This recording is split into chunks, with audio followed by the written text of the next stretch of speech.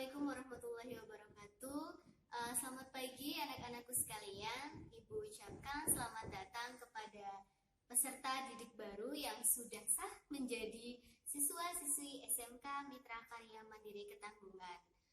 Sebelumnya, Ibu tanya dulu, bagaimana kabar kalian? Mudah-mudahan selalu dalam kondisi yang sehat walafiat ya. Baiklah, untuk pertama kali kita perkenalan dulu ya. Perkenalkan, nama Ibu Anida Yanuarti AMDkes. Di sini Ibu sebagai laboran dari program studi analis kesehatan atau teknologi laboratorium medik dan juga sebagai guru produktif di kelas 10 teknologi laboratorium medik yang nantinya akan mengampu materi pelajaran laboratorium dasar kesehatan atau LDK, dasar manajemen laboratorium atau DML, dan anatomi fisiologi kesehatan. Nah, sebelum kita masuk ke materi pembelajaran, Ibu terangkan dulu ya. Untuk sistem pembelajaran kali ini yaitu secara online atau jarak jauh melalui sistem daring ya. Kita belajarnya, Ibu dari sini, kalian belajar dari rumah, beribadah, bekerja dari rumah. Baik. Kenapa kita seperti itu? Karena alasannya adalah kita lagi ada wabah COVID-19 yang mendunia ini, dan mudah-mudahan kita semua dalam kondisi yang sehat, tetap mengikuti anjuran pemerintah yaitu cuci tangan, pakai sabun dan hand sanitizer, kemudian kenakan masker dan tetap social distancing atau jaga jarak gitu ya. Sedikit motivasi untuk pagi buat kalian, yaitu tidak akan nampak cahaya bintang sebelum ada kegelapan. Begitu pula dengan kehidupan, tidak akan ada kejayaan sebelum adanya perjuangan. Perjuangan kalian sebagai siswa yaitu harus rajin-rajin belajar walaupun dengan sistem online ya. Nah, sedikit juga perkenalan dari Ibu mengenai program studi teknologi laboratorium kesehatan. Sebagai peranata kesehatan atau analis kesehatan, tentunya kita masih asing. Nah, untuk tenaga kesehatan yang biasanya terdengar di telinga sebagian besar masyarakat Indonesia itu biasanya ada dokter, kemudian perawat, bidan, dan mungkin apoteker. Untuk teknologi laboratorium medik ini masih belum begitu terkenali ya.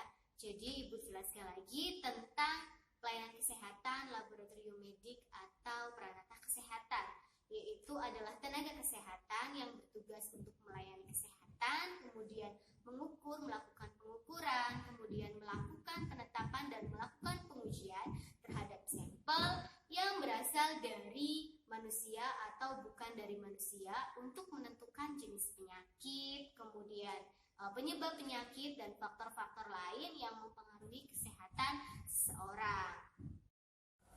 Ada dua unsur yang mendasari di konsep dasar instrumentasi laboratorium medik, yaitu instrumentasi dan reagensia. Yang akan kita bahas dahulu yaitu instrumentasi laboratorium medik. Nah, instrumen sendiri itu apa sih?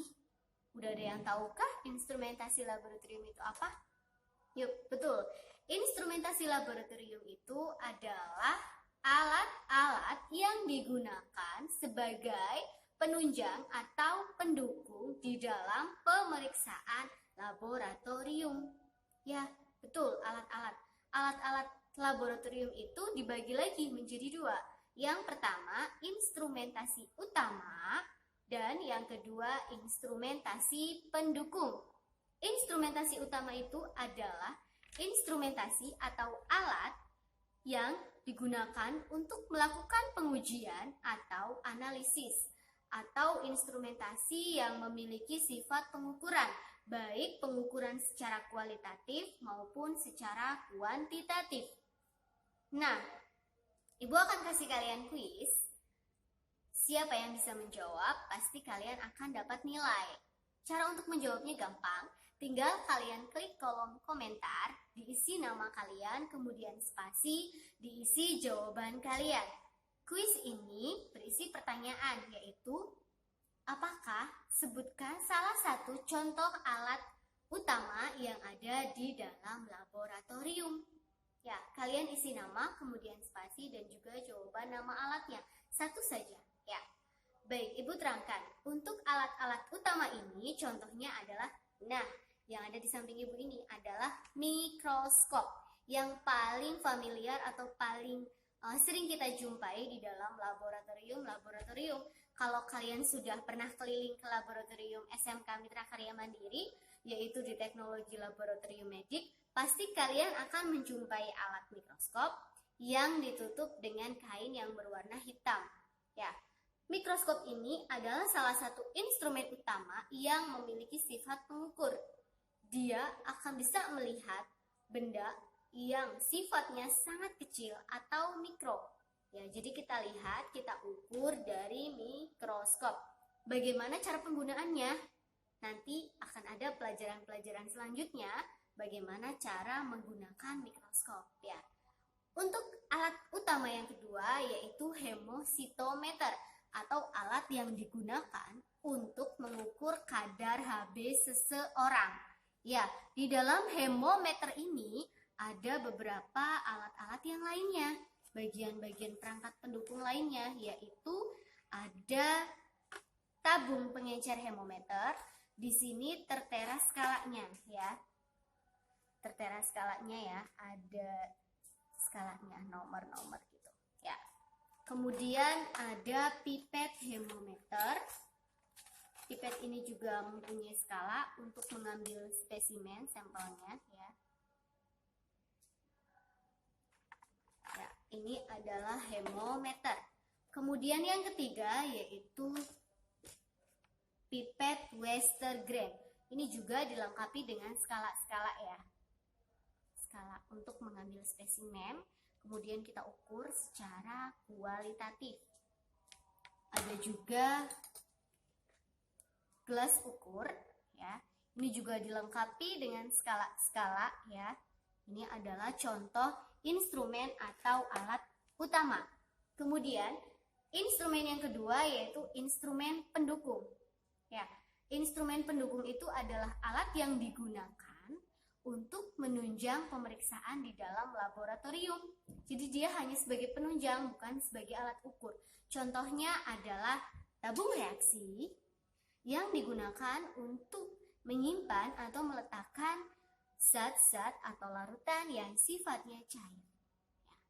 Kemudian ada tempat tabung reaksi, yaitu kita sebut dengan rak tabung reaksi. Bulat-bulat ya, kayak telur. Bukan, ini bukan untuk meletakkan telur, tapi untuk meletakkan tabung reaksi. Kita gunakan seperti ini. Ya. Ini rak tabung reaksi sudah berfungsi sebagaimana mestinya. Ya. Kemudian untuk alat selanjutnya yaitu ada pipet tetes. Ya, ini untuk mengambil atau memindahkan cairan dari satu wadah ke wadah yang lainnya. Kemudian ada juga tourniquet. Ya. Ini untuk membantu pembendungan ketika pengambilan spesimen darah. Ya, berikut adalah contoh instrumen utama dan instrumen pendukung di dalam laboratorium. Ya, silahkan nanti kalian isi kuisnya dengan jawaban yang benar ya. Dan kalau bisa kalian sebutkan contoh alat-alat yang belum ibu sebutkan di sini. Ya. Kemudian setelah kita mengetahui apa saja instrumen dari laboratorium, kita harus memahami konsep pemeliharaan, begitu juga penyimpanan instrumen laboratorium. Ada 6 konsep di sini ya. Yang pertama yaitu harus mempertahankan fungsinya.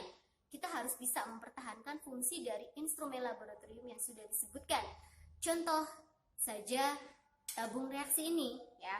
Dia berfungsi sebagai penyimpanan larutan ya. Kita harus pertahankan fungsinya dengan cara memelihara dan menyimpannya di tempat yang sesungguhnya. Tidak sembarangan tergeletak kemudian nanti bisa pecah karena dia terbuat dari kaca. Ketika tabung ini pecah dan berlubang, berarti dia sudah tidak bisa digunakan ya. Ketika ada larutan yang kita masukkan, maka dia akan bocor atau tumpah, gitu ya. Nah, untuk poin yang kedua yaitu memelihara kebersihan alat, begitu juga dengan tempat penyimpanannya harus dibersihkan. Biasanya untuk alat-alat yang berbahan dari kaca ini kita satukan untuk penyimpanannya dan kita simpan di etalase kaca. Ya, yang biasa kalian lihat mungkin di toko-toko itulah ya, buat wadah-wadah toko-toko itu adalah etalase kaca gitu ya. Poin yang ketiga yaitu mengganti secara berkala bagian dari peralatan yang sudah habis masa pakainya atau sebut saja dengan expired date ya. Untuk bahan-bahan kok ada sih Bu expired date-nya? Bukan expired date, tapi dia sudah tidak berfungsi lagi, maka harus kita ganti secara berkala. Contohnya mikroskop. Ada saja ketika ini mikroskop mengalami kerusakan ataupun dengan tabung reaksi, maka harus kita ganti alatnya secara berkala. Boleh mungkin 3 bulan sekali atau mungkin 1 bulan sekali bahkan gitu ya. Nah, untuk yang keempat yaitu mengemas, menempatkan, menjaga, mengamankan dengan baik untuk pemeliharaan dan juga penyimpanannya. Contoh kecilnya saja adalah mikroskop. Lagi-lagi mikroskop ya, contohnya yang paling mudah saja. Nah, mikroskop ini ketika disimpan di dalam laboratorium cukup ditutupi dengan kain hitam. Kenapa? Ada yang tahukah fungsi dari kain hitam itu?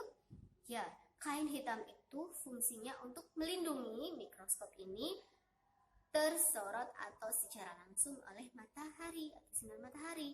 Jadi kita tutupi dengan kain hitam dan menghindari banyak jerubu-jerubu atau debu yang menempel di mikroskop.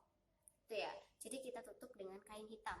Untuk penyimpanan yang sesungguhnya adalah simpan di dalam kotak yang terbuat dari bahan dasar kayu. Ada kita kotaknya. Biasanya kita simpan setelah selesai pemeriksaan untuk jangka waktu yang lama untuk tidak digunakan.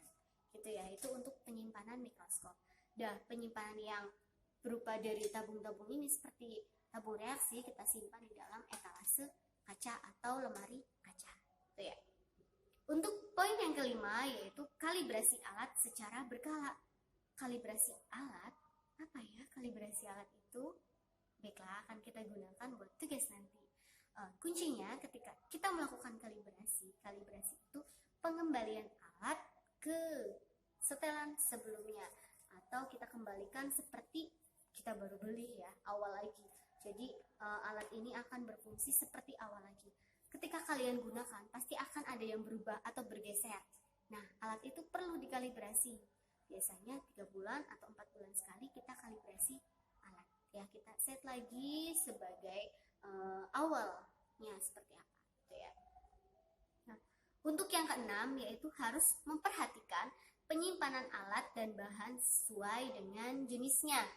Kita perhatikan juga penyimpanannya bagaimana ya. Jadi nggak boleh kita simpan itu sembarangan. Contohnya alat rak tabung Mr. Green ini kita simpan tergeletak di sini di meja. Nggak boleh. Ini terbuat dari kaca. Kita harus selalu berhati-hati ya. Karena terbuat dari kaca bisa kapanpun ini pecah dan rusak. Jadi harus betul-betul kita perhatikan bagaimana cara penyimpanan alat dan bahan sesuai dengan jenis material pembuatnya. Kalau kayu jatuh nggak masalah, dia nggak akan pecah gitu ya. Oke. Nah, sekian untuk materi pertemuan pertama. Kita akan lanjut di pertemuan yang kedua nanti. Jangan lupa kalian isi kuisnya dengan cara kalian komen nama kalian, kemudian spasi jawaban dari kuis itu. Untuk pertemuan kali ini Ibu cukupkan. Wassalamualaikum warahmatullahi wabarakatuh.